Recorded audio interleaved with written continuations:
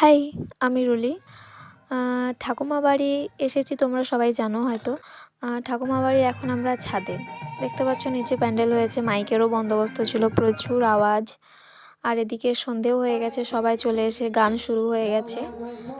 আর এদিকে তোমাদেরকে একটা জিনিস দেখায়, আমরা এখন চা করছি। হ্যাঁ, বাড়িতে এত ভিড় লোকজন, আর এদিকে আমরা সবাই চা লাভার তো চা করছি।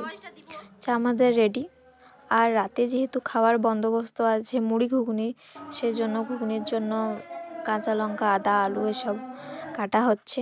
তারপর নামহট্ট প্রায় শেষ করে আমরা খেতে বসে গেছি।